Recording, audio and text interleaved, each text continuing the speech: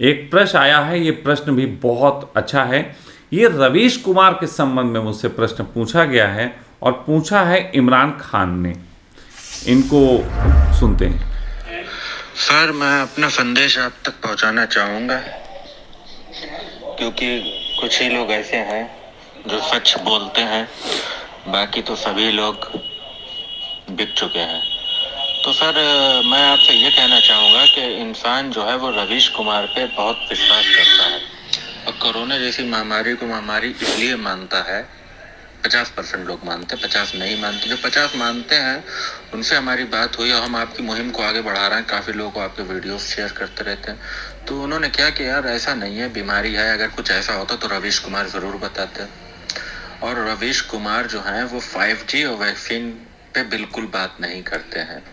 तो सर, जिस पे आदमी ट्रस्ट करता है और आप पे भी ट्रस्ट करता है, तो आप तो कम से कम ये बताइए कि रवीश कुमार 5G और वैक्सीन पे बात नहीं करते। रवीश कुमार भी गोदी मीडिया हैं, भले ही सरकार के खिलाफ बोलते हों, लेकिन गोदी मीडिया। सर, मुझे आपके उस वीडियो का इंतजार रहेगा जिसमें आप रवीश कुमार और 5G और वैक्सीन के खिलाफ उनके लिए बात करें कि 5G पे बात नहीं करते हैं वो रवीश कुमार। आप लोग उनकी न्यूज़ पे भरोसा ना करें बिल्कुल भी।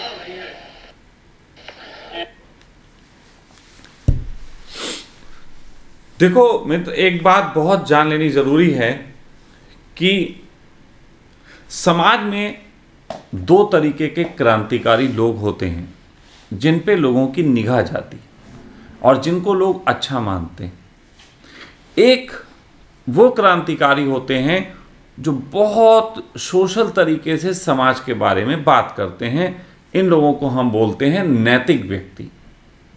इनकी बातें बिल्कुल ऐसी होती हैं कि समाज का बिल्कुल सीधे सीधे सीधे सीधे जो किताबी अर्थों में, जैसे कहते हैं अच्छे काम करने का अर्थ है किसी गरीब को भोजन देना, किसी रोते को छुपाना। अच्छे काम करने का अर्थ है कि किसी मदद, जिसको ज़रूरत हो उसको मदद करना, या और इसी तरीके की छोटी मोटी बात, किसी की बेटी की शादी करा देना, ना जाने क्या क्या। ये अच्छे काम की एक परिभाषा आती है, सामाजिक परिभाषा है।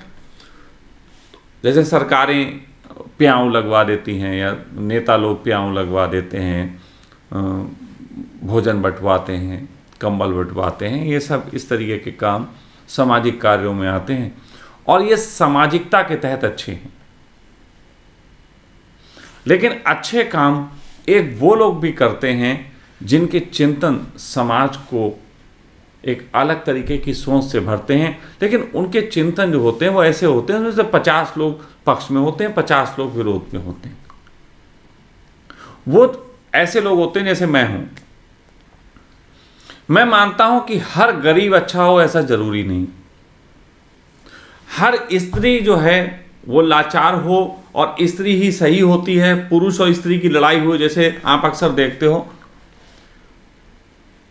जैसे कि गरीब और अमीर के बीच अगर कहीं लड़ाई हो जाए तो अमीर गलत हो जाता है। जैसे कि कहीं पे स्त्री और पुरुष की लड़ाई हो जाए तो पुरुष गलत हो जाता है, स्त्री ठीक हो जाती है।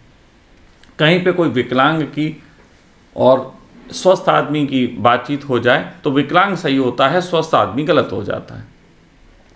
मैं इस तरीके की बात बोलता हूं तो लोगों को ये समझ में नहीं आएगी, क्योंकि प्रथम दृष्टि जो देख के ही सब फैसला ले लेते हैं और गहनतम चिंतन नहीं करते, वो प्रथम दृष्टि में फंस जाते हैं।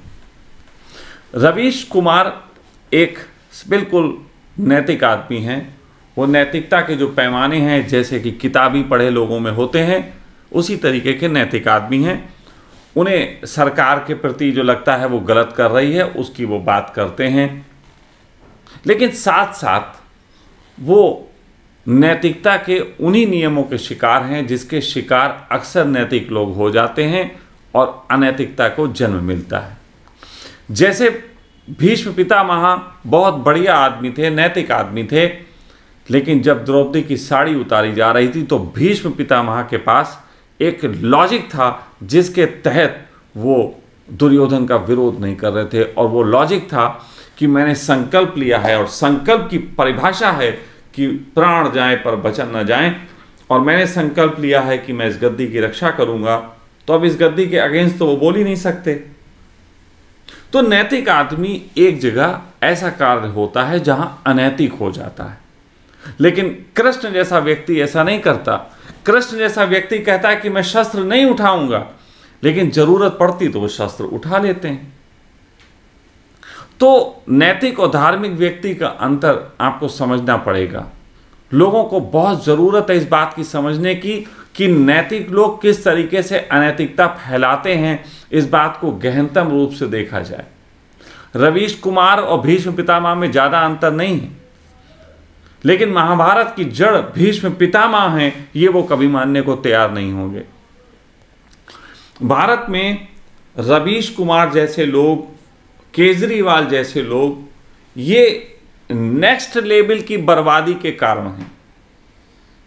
रवीश कुमार को जिस संस्था ने पुरस्कार दिया है, मैक्स ने, वही संस्था उस तरीके के लोगों को फंडिंग करती है, और वही संस्था के जो संस्थापक हैं वो लोग हैं जो ये सारी साजिशें फैला रहे हैं। असल में एक बहुत गजब की बात है, आप लोग शायद हैरान हो जाओगे सुन के, कि हमारे शहर में कहावत चलती थी कि अगर बंदूक का लाइसेंस लेना तो एक तमंचा भी जो है जरूर खरीद लेना, क्योंकि यदि कभी कोई बंदूक छीन के भागा तो तमंचा दिखा के तुम उसे रोक सकते हो। बंदूक छीनी किसी ने तुम्हारी तो तमंचा दिखा के कम से कम थोड़ा डिफेंस कर सकते हो। तो होता यह है कि ये बात जो ऊंचे स्तर के लोग हैं वो बहुत अच्छे से इंप्लीमेंट करते हैं। वो कहते हैं कि जिसको अभी हम अपना कार्य करने के लिए नियुक्त किए हैं, कल को ये धोखा दे सकता है, इसलिए उसके पीछे भी एक आदमी लगा के रखते हैं। तो एक तरफ जिस समय मोदी जी को यहां जिताया गया था, पूरे हिंदुस्तान के मीडिया में मोदी जी की तारीफें चल रही थी, जस्ट उसी टाइम पूरे देश के, पूरी दुनिया में और चैनल थे जहां पे CNN, BBC जैसे, जहां चल रहा था कि एक ऐसा प्राइम मिनिस्टर जीत के आया है जिसके संसद में बहुत सारे लोग जो हैं आतंकवादी हैं। वो हिंदू आतंकवाद को नाम दिया जा रहा था। एक मार्केट बना के रख देते हैं। अब इस मार्केट से फायदा ये होता है कि एक तरफ उन्होंने एक आदमी से अपना काम कराया, दूसरी तरफ उसी के अगेंस्ट एक छोटी सी चिंगारी भड़का के रख ली। अब अगर ये आदमी किसी दिन उनका काम नहीं करेगा तो ये वाली चिंगारी भड़कने लग जाएगी, इसमें तेल डाला जाएगा और पुरानी बातें हैं, स्मृतियों में वो एकदम तेजी से उठा दी जाएंगी। तो फिर इस आदमी पे दबाव बनेगा कि ये इनका काम करता रहे, और अगर ये काम करता रहा तो वो चिंगारी फिर थोड़ी सी दबा दी जाएगी, और अगर इस व्यक्ति ने काम नहीं किया तो चिंगारी भड़का के और इस व्यक्ति को पूरा जला दिया जाएगा। तो हमेशा ही ये जो साजिश करता है, इनके पास इतनी ज़्यादा ताकतें, इनकी इतनी ज़्यादा कलेक्टिव इंफॉर्मेशंस हैं कि ये हर चीज़ का प्लान करके रखते हैं।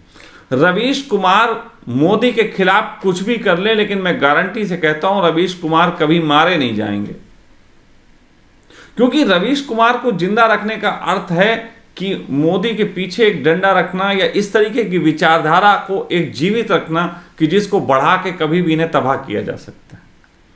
लेकिन होता क्या है, असली बात यह भी समझने योग्य है कि जब जब कोई व्यवस्था चलती है तो उसके विपरीत एक विचार जन्म लेता है। तो कुछ लोग अगर उस विचार के बारे में बात करते हैं तो वो असल में बात नहीं करते हैं। जैसे कि एक रवीश कुमार बात कर रहे हैं कि देखो ये गलत हो रहा है, तो सच बात तो यह है कि लाखों लोग, करोड़ों लोगों को लगता है कि गलत हो रहा है, लेकिन रवीश कुमार उनकी आवाज बन जाते हैं।